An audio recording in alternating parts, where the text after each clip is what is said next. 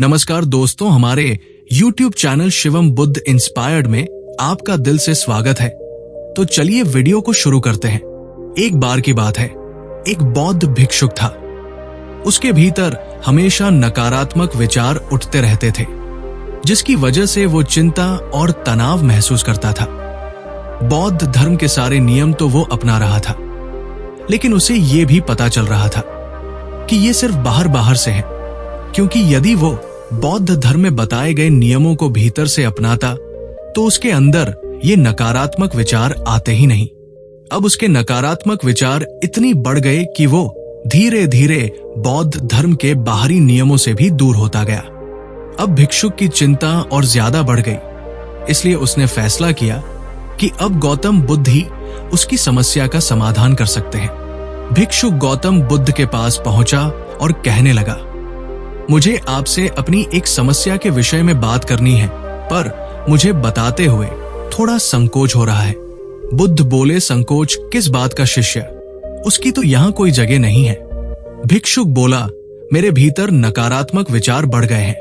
पहले ये विचार मन के भीतर थे, लेकिन अब ये बाहर भी दिखने लगे हैं।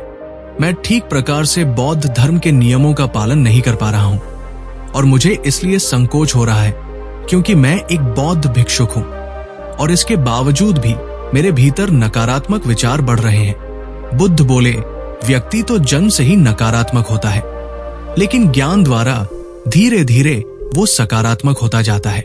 भिक्षुक बोला, मैंने तो यहां रहकर पूरी बौद्ध शिक्षा प्राप्त की है, लेकिन उसके बावजूद भी नकारात्मक विचार जाते ही नहीं। आप मुझे बताइए कि मैं किस प्रकार इसे दूर करूं? बुद्ध बोले, मैं तुम्हें एक कहानी के माध्यम से बताता हूं। एक बार एक व्यक्ति जंगल से जा रहा था। जंगल बड़ा सुनसान था। इसकी वजह से उसके भीतर पहले से ही डर उत्पन्न हो गया था। चलते चलते उसे एक सांप दिखा। वो घबरा कर भागने लगा। वो 2 कदम ही भाग पाया कि उसका पैर एक पत्थर से टकराया और वो गिर गया। वो बुरी तरीके से घायल हो चुका था। उसके पास साहस नहीं था कि वो उठ सके। उसको लगा अब तो वो मरने ही वाला है। कुछ देर रुककर जब उसने पीछे की तरफ देखा तो सांप के आकार की एक लकड़ी थी। लकड़ी को देखते ही उसकी जान में जान आई। वो सोचने लगा, मैं कितना बड़ा मूर्ख हूं। इस लकड़ी को सांप समझ रहा था। पल भर में ही उस व्यक्ति का डर छूमंतर हो गया, और इस तरह कहानी समाप्त हो गई। बुद्ध बोले, तुम्हारे भीतर भी डर है, कुछ छिन जाने का, कुछ पाने खोने का, और इसी डर के कारण तुम्हें चिंता और तनाव हो जाता है, और इन सब के पीछे नकारात्मकता अपने आप ही चली आती है।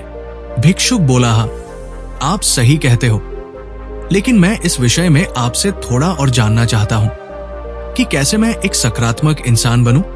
बुद्ध बोले, तुम ध्यान से मेरी बताई गई बातों को सुनो। हमेशा जागरूक रहो, हमेशा वास्तविक जीवन में जीने की कोशिश करो, और किसी भी घटना से तुम्हारे भीतर क्या प्रतिक्रिया होती है उस पर विशेष ध्यान दो। धीरे धीरे इससे तुम्हारी जागरूक होने की शक्ति बढ़ेगी। दूसरों को माफ करना सीखो। यदि किसी से गलती हो जाए तो उसे माफ करना सीखो। ऐसा करने से तुम्हारे भीतर चिंता और तनाव कम होता जाएगा। दूसरों के साथ साथ खुद को भी माफ करना सीखो। ऐसा करने से तुम्हारे भीतर आत्मग्लानि कम होती जाएंगी। नकारात्मकता का कारण खोजो। दुनिया में कोई भी चीज बिना कारण के नहीं होती। तुम्हारी नकारात्मकता का असली कारण क्या है, उसे खोजने का प्रयास करो। जड़ तक जाओ, ताकि तुम देख सको कि तुम क्यों नकारात्मक हो रहे हो। खोजते खोजते समझ जाओगे। आभार व्यक्त करो। जीवन के प्रति हमेशा अपना आभार व्यक्त करो। देखो कि जीवन ने तुम्हें क्या क्या सकारात्मक दिया है। ये सोचो कि तुम कितने सौभाग्यशाली हो कि तुम्हें बुद्धत्व को जानने का मौका मिल रहा है। बुद्ध की ये बात सुनकर भिक्षुक ने उनके आगे हाथ जोड़ लिए। भिक्षुक बोला, बुद्ध, आपके इस ज्ञान से मेरी नकारात्मकता दूर होती जा रही है।